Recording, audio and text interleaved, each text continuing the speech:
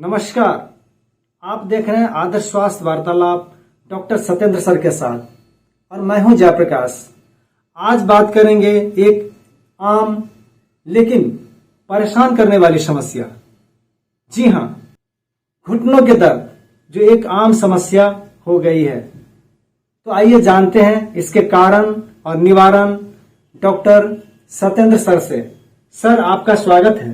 आज हम बात करेंगे जोड़ों के दर्द के बारे में, उसके कारण क्या होते हैं, दर्द हो गया तो परिणाम क्या होगा और उसका निदान क्या होगा। मेरा एक प्रोग्राम भी चलता है दर्द मुक्त भारत। पूरे देश में गठिया पर मैंने काम किया है जोड़ों के दर्द के बारे में। मानव शरीर में एक सिस्टम काम करता है, बहुत तरह का सिस्टम होता है। उसमें एक सिस्टम है स्केलेटल सिस्टम, उसमें हड्डियों के बारे में हम जानते हैं। मानव शरीर का जो हड्डी होता है उसमें दो प्रोसेस चलते रहता है, एक ऑस्टियोब्लास्ट और दूसरा ऑस्टियोक्लास्ट। हड्डियों में जो घनत्व तो बढ़ते रहता है, उसकी जो डेंसिटी बढ़ते रहती है उसको ऑस्टियोब्लास्ट कहते हैं। और जब एक समय के बाद जब उम्र 35 साल के ऊपर हो जाता है तब हड्डियों में घनत्व तो घटने लगता है, उसको ऑस्टियोक्लास्ट कहते हैं। 35 साल की उम्र तक आपके भोजन में जो कैल्शियम मैग्नीशियम रहता है वो बोन के अंदर, हड्डियों के अंदर डिपॉजिट होते रहता है, बोन मैरो ज़्यादा बनते रहता है। एक समय के बाद हड्डियों में डेंसिटी घटने लगती है, खास के 35 साल की उम्र के बाद। और हमारे शरीर में बहुत सारे सिस्टम को चलाने के लिए कैल्शियम की जरूरत होती है, मैग्नीशियम की जरूरत होती है। तो ब्लड क्या करता है कि बोन से कैल्शियम निकालता रहता है। धीरे धीरे हड्डियां खोखली होने लगती है। जैसे ही खोखला होना शुरू हो जाएगा, हड्डियां कमजोर होने लगेगी तो दर्द स्टार्ट हो जाएगा। अब दर्द बहुत तरह का होता है। पहला तो है घुटने में सबसे ज़्यादा दर्द होता है, जो घुटना नी पेन है, ज़्यादा होता है। फिर कभी कभी तो पूरे हड्डियों में दर्द हो जाता है, उसका अलग कारण होता है। और एक पूरे ज्वाइंट्स में हो जाता है, मल्टीपल ज्वाइंट्स पर हो जाता है।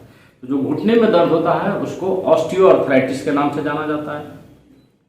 कभी कभी मल्टीपल ज्वाइंट्स पर, सभी ज्वाइंट्स पर दर्द आ जाता है, वो रिमेटॉइड अर्थराइटिस हो जाता है।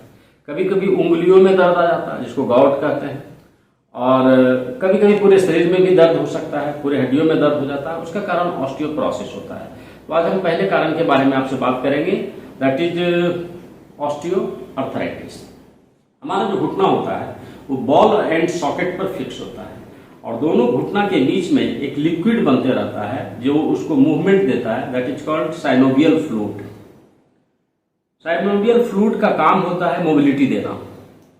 और दो घुटना के बीच में जो बॉल एंड सॉकेट होता है उसके बीच में कुशन का काम करता है, एक्स्ट्रा सपोर्ट देने के लिए। जो हड्डी के ऊपर एक पतला सा लेयर होता है उसका नाम है कार्टिलेज।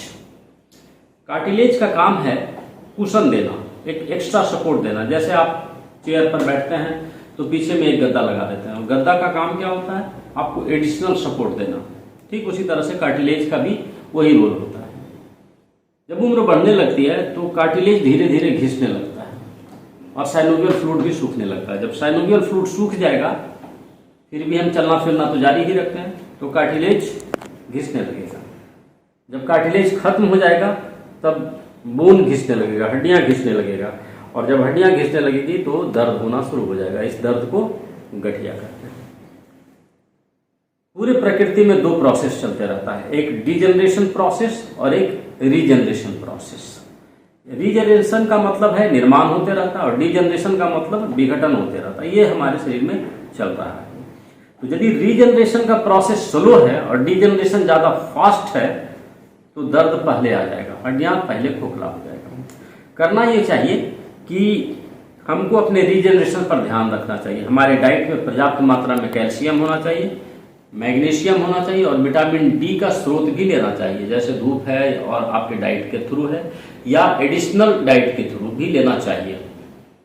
जैसे आपके पास कोई गाड़ी है और गाड़ी में आप पेट्रोल देते हैं, तो गाड़ी में पेट्रोल जो देते हैं वो पेट्रोल सर्विसिंग नहीं है, मोबिल उसकी सर्विसिंग है। सर्विसिंग सेंटर पर हम लेके जाते हैं क्योंकि दो चक्का चल रहा है, उसके बीच में मोबिल रहना चाहिए, मोबिलिटी होनी चाहिए। ठीक हमारा शरीर भी एक गाड़ी की तरह है। आश्चर्य की बात आपको यह लगेगा कि एक आदमी के पास जितनी भी चीजें होती है वो सब चीजों की सर्विसिंग होती रहती है, चाहे वो पंखा है, एसी है, गाड़ी है, लेकिन आदमी अपने शरीर की सर्विसिंग कभी नहीं कराता है। और उसी का नतीजा होता है गठिया। जैसे ही एक बार गठिया आ जाएगा, आर्थराइटिस पकड़ लेगा, तो ये दर्द बड़ा ही लंबा चलता है। अब एक समान सी बात ये आती है कि भाई क्या दर्द ठीक हो सकता है, गठिया ठीक हो सकता है? देखिए, गठिया ठीक हो सकता है और ये परमानेंट क्योर होता है। मैंने इसको पूरी दुनिया में चलाया है इस अभियान को, लेकिन समस्या ये होती है कि गठिया का इलाज नहीं करा करके लोग दर्द का इलाज कराने लगते हैं और दर्द की दवाई खाने लगते हैं। परेशानी वहीं पर होती है, क्योंकि किसी व्यक्ति को यदि ज्वाइंट में प्रॉब्लम आ गया है या कार्टिलेज घिस गया है, साइनोवियल फ्लूइड सूख गया, तो ये एक दिन में नहीं हुआ होगा, ये पिछले 20 साल में हुआ है जाकर के। तो इसका निर्माण भी उसी तरीके से होगा, निर्माण भी होने में 2 साल लग जाएगा और पूरा करेक्शन लेने में 6 महीना से 2 साल का वक्त लग जाएगा।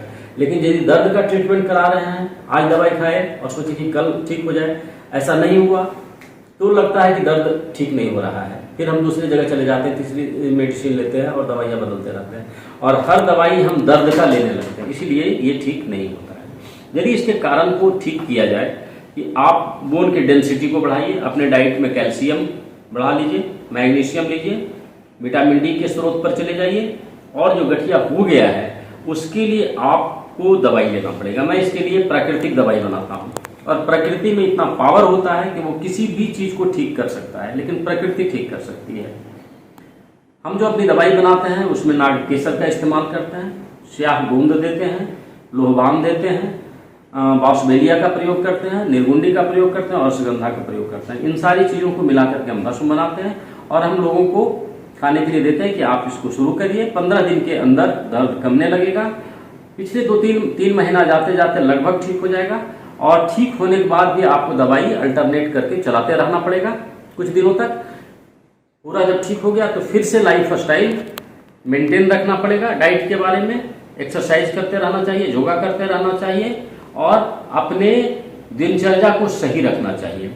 देन ये गठिया पूर्णतः ठीक हो जाएगा, इसकी पूरी गारंटी है। डॉक्टर साहब, बहुत बहुत धन्यवाद आपका इतनी महत्वपूर्ण जानकारी देने के लिए।